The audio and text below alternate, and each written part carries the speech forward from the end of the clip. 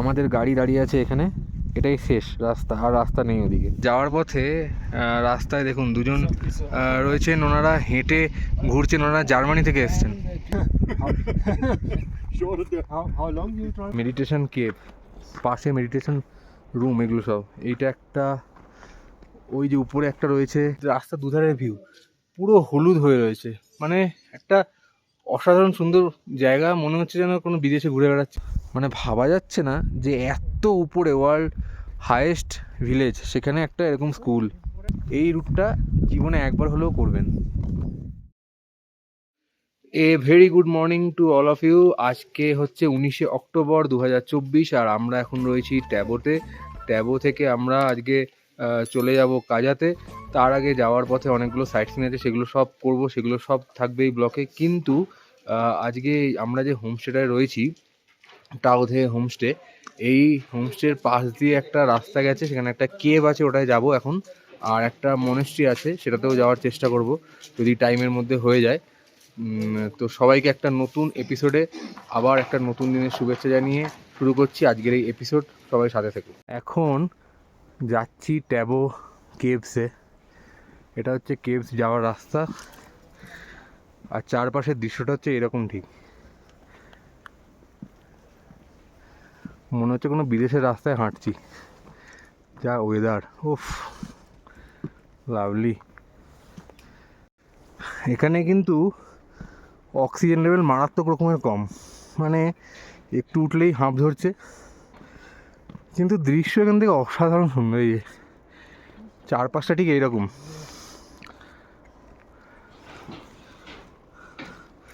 আর ইনি আমাদের সফরসঙ্গী হয়েছেন। পাহাড়গুলো জাস্ট দেখো, ও।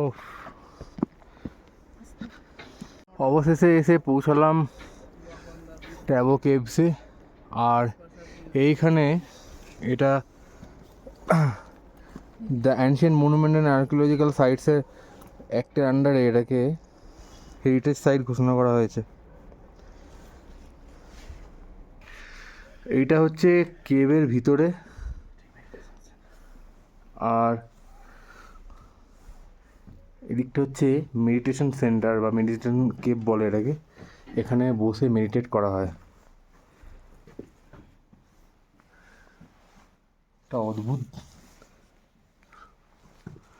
সুন্দর অথচ ভয়ঙ্কর জায়গা।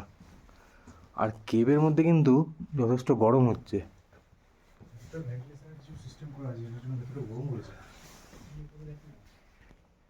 কেভের ভিতরে মানে ছাদে এরকম একটা খোলা জায়গা করা রয়েছে।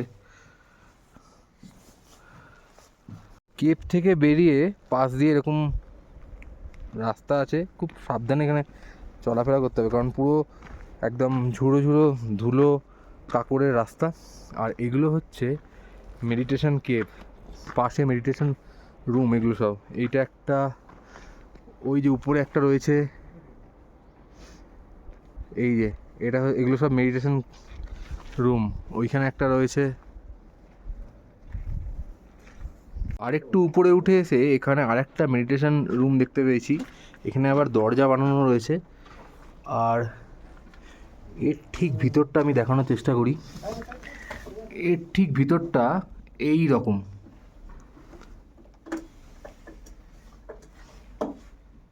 এদিকের পাথরগুলো এরকম চকচক করছে, জানি না কি পাথর এটা, কোনো আইডিয়া নেই।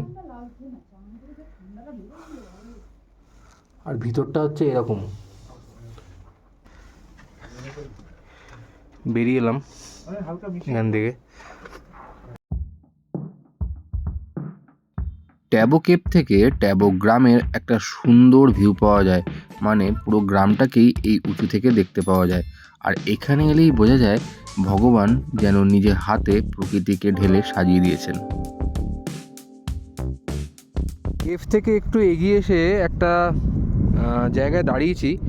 ভিউ পয়েন্ট তো বলা যাবে না একদমই, এটা একদম ঝুরঝুরে পাথরের ধুলোর রাস্তা। তো কোনোটা এসে কোনো মতো দাঁড়িয়েছি। এখান থেকে ট্যাবো গ্রামটা পুরো এরকম দেখা যাচ্ছে। আর যেটা দেখাবো সেটা হচ্ছে ওই দিকে উপরে পাহাড়ে ওম মে পদ্মে হাম লেখা পাথর দিয়ে। অসাধারণ। আর ল্যান্ডস্কেপটা জাস্ট একবার দেখো, wow, just wow. Tabo caves থেকে হোটেলের পথে নামতে গিয়ে খেয়েছিলাম রেড ফক্সের তাড়া, সে গল্প নয় আর একদিন বলবো। ট্যাবো কেভ থেকে নেমে ব্রেকফাস্ট সেরে সোজা বেরিয়ে পড়েছিলাম। এখন দাঁড়িয়ে আছি ট্যাবো মনেস্ট্রির সামনে। আর এই মনেস্ট্রির ওপেনিং টাইম হচ্ছে সকাল 9টা থেকে দুপুর 1টা, আর 1টা থেকে 2টো লাঞ্চ ব্রেক থাকে, তারপর 2টো থেকে আবার বিকেল 5টা অবধি খোলা থাকে এই ট্যাবো মনেস্ট্রি। ট্যাবো মনেস্ট্রিটা 3280 মিটার উপরে। এই যে এখানে হিস্ট্রি লেখা রয়েছে।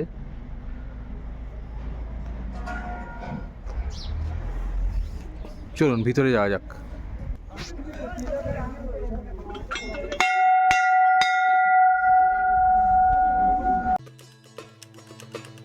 996 এডিতে তৈরি হওয়া এই প্রাচীন মনেস্ট্রিটি ভারত এবং তিব্বতের মধ্যে সংযোগ স্থাপনকারী একটি প্রধান মনেস্ট্রি রূপেও চিহ্নিত করা হয়, তাই এর রাজনৈতিক এবং ভৌগোলিক অবস্থানও খুব গুরুত্বপূর্ণ।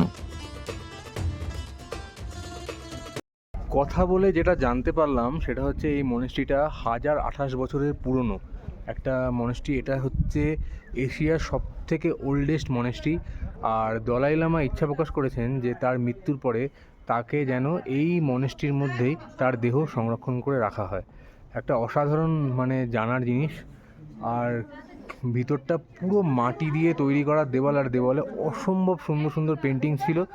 কিন্তু এটা যেহেতু ভিতরে ছবি বা ভিডিও অ্যালাউ নেই, সেই জন্য তোমাদের দেখাতে পারলাম না।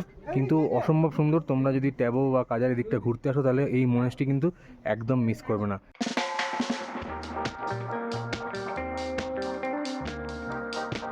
ঐতিহাসিক ট্যাবো মনেস্ট্রি দেখে ট্যাবো গ্রামের মধ্যে দিয়ে আমরা ধীরে ধীরে ট্যাবো গ্রামকে পিছনে ফেলে এগিয়ে যেতে শুরু করলাম।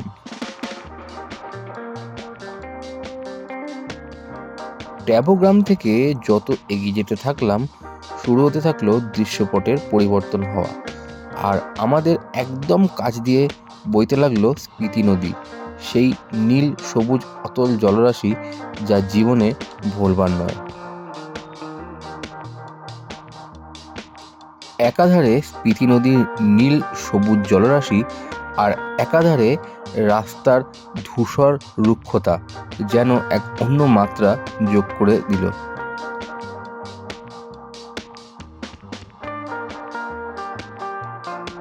স্কুলে পড়ার সময় ভূগোল বইতে পড়েছিলাম বায়ুর ক্ষয়কার্যের ফলে তৈরি হওয়া ভূমিরূপ, আর সেই ভূমিরূপই এখন চোখের সামনে জীবন্ত।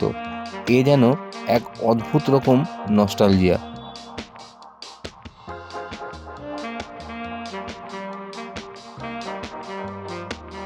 রুক্ষ প্রকৃতিতে একাত্ম হয়ে গিয়ে আমরা এসে পৌঁছলাম ধনকর গ্রামের কাছে। আমরা এখন ট্যাবো থেকে কাজা যাওয়ার পথে দাঁড়িয়েছি একটা জায়গা, যে জায়গাটার নাম হচ্ছে ধনকর ভিলেজ। আর এই হচ্ছে সেই ভিলেজটা, এই হচ্ছে সেই গ্রাম যেখানে জনবসতি খুবই অল্প। আর পাহাড়ের গায়ে বাড়িগুলো কিভাবে বানানো হয়েছে মানে একটা অদ্ভুত দেখার জিনিস। খুবই কঠিন লাইফ এনাদের, দেখেই বোঝা যাচ্ছে, কারণ এখানে এক ফোঁটা গাছপালা দেখা পাচ্ছি না। নিচে কয়েকটা গাছপালা হয়ে রয়েছে ঠিকই, কিন্তু চারদিকে রুক্ষ পাহাড় আর প্রবল হাওয়া চলছে এখানে। টেম্পারেচার কত হবে সেটা এখন আন্দাজ করা যাচ্ছে না, 2-3 ডিগ্রি তো হবেই। আর এইদিকে হয়েছে, এদিকে পাথরগুলো একবার দেখো উপরে কেমন হাওয়াতে কেটে কেটে এরকম আকৃতি নিয়েছে। আর ঠিক এই রাস্তাটা দিয়ে নেমে এসেই আমরা এদিকে যাচ্ছি। এদিকে হচ্ছে ধনকর মনেস্ট্রি আছে, যে মনেস্ট্রিটা 12,774 ফিট উপরে, প্রায় 3,894 মিটার উপরে এখন আমরা রয়েছি এই মনেস্ট্রিতে। এটা হচ্ছে ধনকর মনেস্ট্রির এন্ট্রি। চলে এসো, তোমাদের দেখাই। এই হচ্ছে ধনকর মনেস্ট্রির গেট।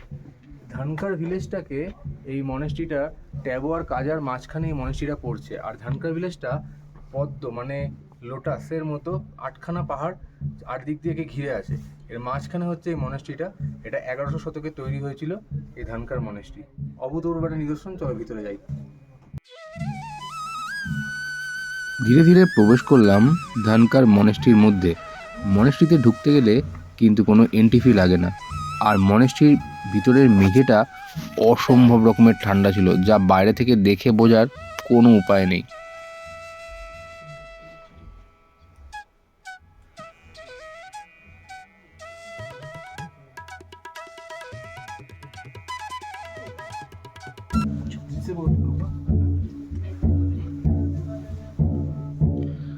সিঁড়ি দিয়ে ধীরে ধীরে উঠে এলাম মনেস্ট্রির দোতলায়, আর সেখানে এখন প্রার্থনা চলছিল।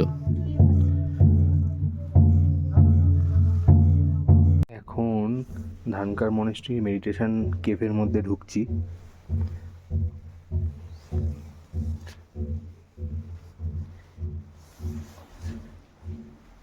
এই হচ্ছে মেডিটেশন কেভ, আর দেওয়ালে এরকম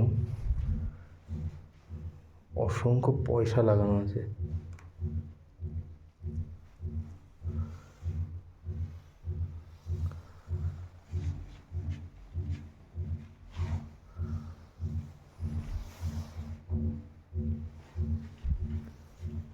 অদ্ভুত শান্ত একটা জায়গা। এখন আমরা কাজার দিকে যাচ্ছি, আর যাওয়ার পথে রাস্তায় দেখুন দুজন রয়েছেন, ওনারা হেঁটে ঘুরছেন, ওনারা জার্মানি থেকে এসছেন। ইহার চেয়ে হতেম যদি আরব বেদুইন, পায়ের নিচে ধূসর মরু দিগন্তে বিলীন। সত্যি ওনাদের গল্প শুনে এই লাইন দুটোই মনে পড়ছিল। কথা বলে জানতে পারলাম ওনারা প্রায় 5 সপ্তাহ ধরে স্পিতি ভ্যালির নানা রকম জায়গায় হেঁটে ঘুরে বেড়াচ্ছেন। পুরো স্পিতি ভ্যালি ঘোরার পর ওনারা ফিরে যাবেন জার্মানি। এক অদ্ভুত অসাধারণ অভিজ্ঞতায় পুষ্ট হলাম আমরা। কথায় আছে ট্রাভেল মেক্স ইউ ওয়াইস, আর বেড়াতে এসে এইসব অভিজ্ঞতাই আমাদের আরও ভালো করে সেটা যেন বুঝিয়ে দিয়ে গেল। এক অসাধারণ অভিজ্ঞতার সাক্ষী হয়ে রইলাম। ধানকার মনেস্ট্রিকে বিদায় জানিয়ে আমরা ধীরে ধীরে এসে পৌঁছলাম কাজা গ্রামের মধ্যে। আর কাজা গ্রামের মধ্যে দিয়েও পথ চলতে চলতে মনে হচ্ছিল যেন কোনো অন্য স্বর্গরাজ্যেই চলাচল করছি আমরা। এখন এসে পৌঁছে গেছি কাজা মনেস্ট্রিতে। এটা সমুদ্রপৃষ্ঠ থেকে 13,668 ফিট উপরে, প্রায় 4,166 মিটার। আর এই হচ্ছে কাজা মনেস্ট্রি। মনেস্ট্রির উপরে একটা বুদ্ধ মূর্তি রয়েছে, একদম উপরে, যেটা থেকে ওইখান থেকে পুরো কাজা শহরটা দেখা যায়, কিন্তু আমরা ওখানে উঠবো না। আর এই মনেস্ট্রিটা ভিতরে যেতে পারছি না, কারণ এখন বন্ধ রয়েছে, রিনোভেশনের কাজ চলছে। কিন্তু বাইরে থেকে একটা অসম্ভব সুন্দর দৃশ্য, মানে একটা সুন্দর ল্যান্ডস্কেপ আসছে পিছনে। ওইদিকে দূরে পাহাড় রয়েছে, আর পাহাড়ের কোলে একটা মনেস্ট্রি। কাজা মনেস্ট্রির পাশ দিয়ে এগোতে এগোতে চোখে পড়ল world highest petrol pump. Indian অয়েলের এই পেট্রোল পাম্পটি সমুদ্রপৃষ্ঠ থেকে প্রায় 12,270 ফিট বা 3,740 মিটার উপরে অবস্থিত। খানিকটা এগিয়ে রোড সাইডে একটা ছিমছাম সুন্দর রেস্টুরেন্ট দেখে ঢুকে পড়লাম দুপুরের লাঞ্চ সারতে। আর রেস্টুরেন্টে অর্ডার আস্তে আস্তে চলে গেলাম তার পাশের রাস্তায়। কাজাতে আমরা লাঞ্চ করার জন্য দাঁড়িয়েছি একটা জায়গায়। সেই রেস্টুরেন্টের পাশ দিয়ে একটা রাস্তা গেছে, সেই রাস্তাটার ভিউটা জাস্ট দেখুন। এই হচ্ছে রাস্তার দুধারের ভিউ, পুরো হলুদ হয়ে রয়েছে, মানে একটা অসাধারণ সুন্দর জায়গা। মনে হচ্ছে যেন কোনো বিদেশে ঘুরে বেড়াচ্ছি। মানে আমাদের ভারতেই এত সুন্দর সুন্দর জায়গা আছে যেগুলো আমরা ঘুরি না, বিদেশে ঘুরতে যাই। কিন্তু ভারতে আগে ভারতের সব জায়গায় ঘুরে দেখা উচিত আমার মনে হয়। এই জায়গাটা দেখার পর তো আরও মনে হচ্ছে। আপনাদের দেখাই সবাইকে। এই হচ্ছে সেই জায়গাটা। ওয়াও, উফ, কি দারুণ লাগছে।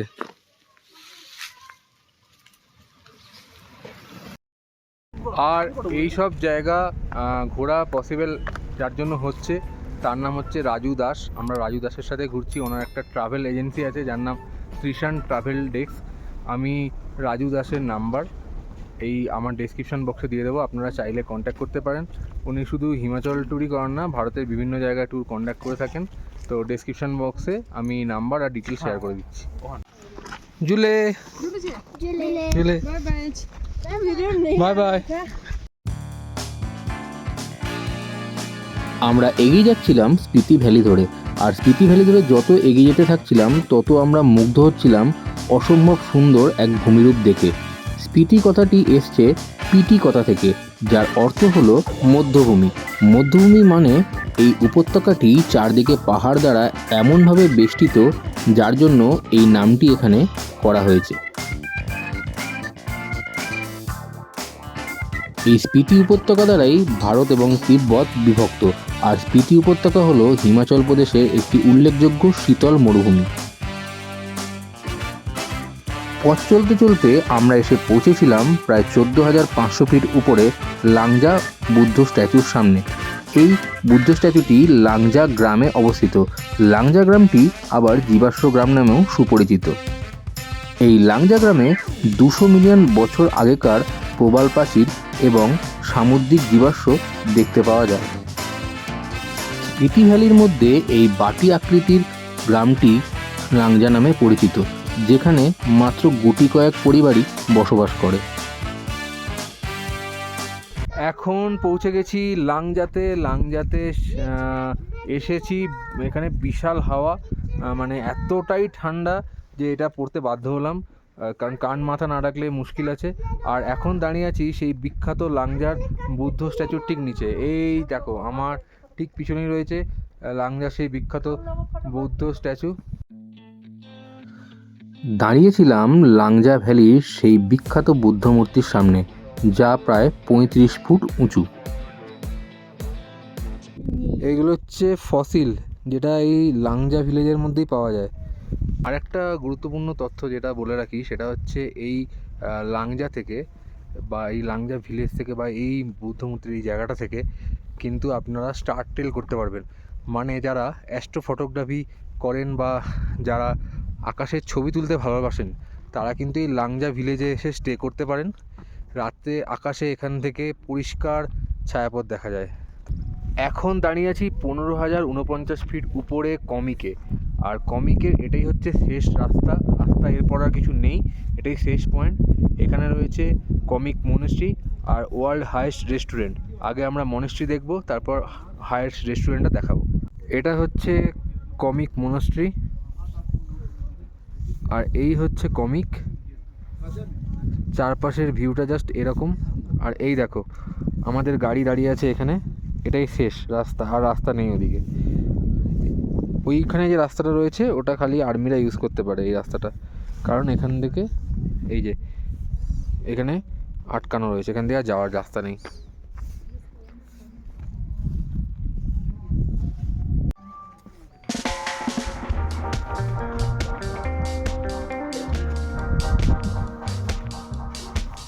এখন প্রবেশ করলাম কমিক মনেস্ট্রিতে। ওয়াও,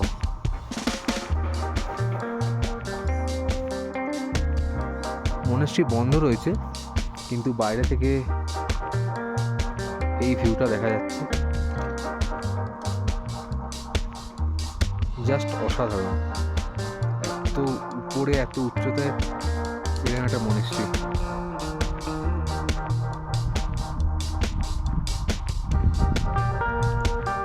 প্রচণ্ড হাওয়া আর প্রচণ্ড ঠান্ডা। মানে এখানে কোনো নেটওয়ার্ক নেই, নেটওয়ার্ক থাকলে হয়তো দেখাতে পারতাম যে ঠান্ডাটা, তবে মাইনাসে যে ঠান্ডা আছে সেটা বলাই বাহুল্য। আর একটা ব্যাপার জানিয়ে রাখি, এই যে এত উচ্চতায় আমরা এসছি, 15,000 ফিট উপরে রয়েছি, আমাদের কিন্তু 11 জনই পুরো ফিট অ্যান্ড ফাইন আছি। আর এর সবথেকে বড় কারণ হলো নিজেদের হাইড্রেটেড রাখা। যত পারবেন, যত সম্ভব পারবেন জল খাবেন, কারণ ঠান্ডার জায়গা, জল অতটা প্রয়োজন পড়ছে না শরীরে, কিন্তু তবুও জল খাবেন। জল তেষ্টা না পেলেও কিছুক্ষণ বাদে বাদে অল্প অল্প করে জল খাবেন, যাতে শরীরটা হাইড্রেটেড থাকে। নইলে কিন্তু এই ঠান্ডার মোকাবিলা বা এই হাওয়ার মোকাবিলা করা সম্ভব হবে না, কারণ স্কিন পুরো ড্রাই হয়ে গেছে, নাকের ভিতর পুরো ড্রাই, পুরো কি বলবো আর কি, এত রুক্ষ ওয়েদার। জল যদি না খান তাহলে কিন্তু নাক মুখ দিয়ে ব্লিডিং হতে পারে। আর এই দেখুন, আমি তো ব্লগ বানাচ্ছি বলে মুখটা খোলা, এই যে মনোজিৎকে দেখুন মানে ও পুরো কান নাক মুখ সব ঢেকে আছে, এই কারণেই যে এত প্রবল হাওয়া বেরোচ্ছে আর এত রুক্ষ ওয়েদার এখানে। তো যত পারবেন জল খাবেন, তাহলেই মাস্ট। হ্যাঁ, আর সানগ্লাস মাস্ট, কান ঢাকা মাস্ট, আর মাস্ক থাকলে মাস্ক অবশ্যই ক্যারি করবেন। তার কারণ হচ্ছে এখানে পাহাড়ের মধ্যে রিফ্লেকশন হচ্ছে এত যে চোখে যখন তখন আলো লেগে কিন্তু চোখের বিপদ ঘটতে পারে। তো সেটা মাথায় রেখে আসবেন। এমনিতে খুব ভালো জায়গা, প্রকৃতিকে নিয়ে বলার কিচ্ছু নেই, রুক্ষ হতে পারে কিন্তু অসম্ভব সুন্দর প্রকৃতি এখানে। মানে জাস্ট এই রুটটা জীবনে একবার হলেও করবেন।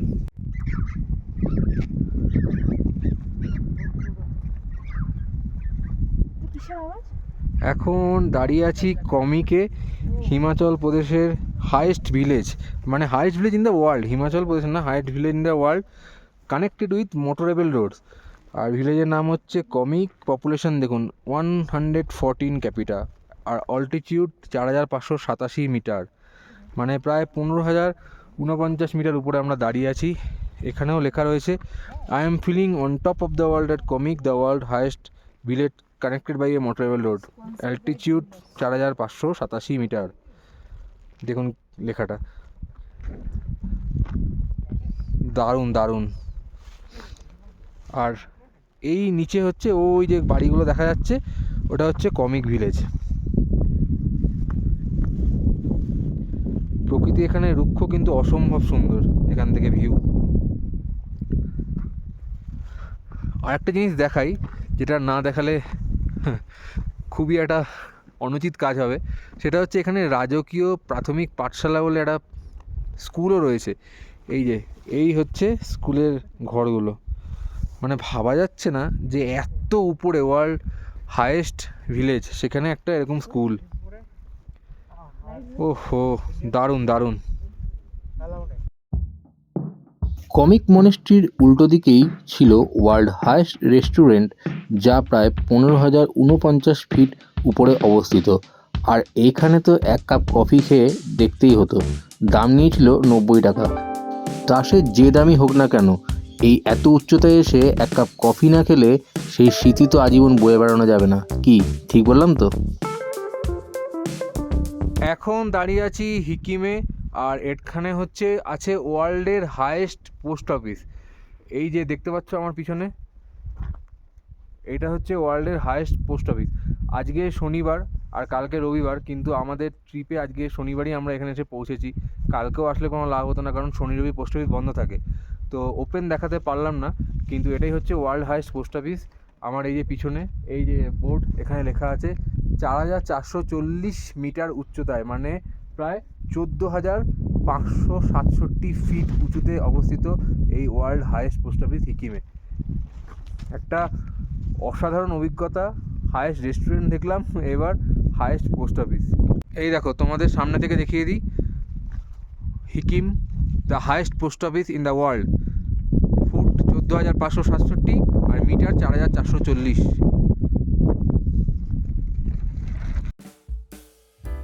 অবশেষে আমরা এসে পৌঁছেছিলাম আমাদের রাত্রিবাসের ঠিকানা কাজার স্পিতিসরাই রিসর্টে। এত উচ্চতাতেও এত সুন্দর করে সাজানো এই হোটেলটা আমাদের মন কেড়ে নেওয়ার জন্য যথেষ্ট ছিল।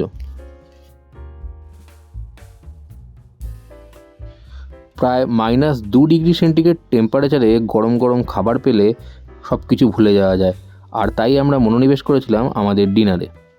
কেমন লাগলো এই এপিসোডটা কমেন্ট করে জানাতে কিন্তু একদম ভুলো না।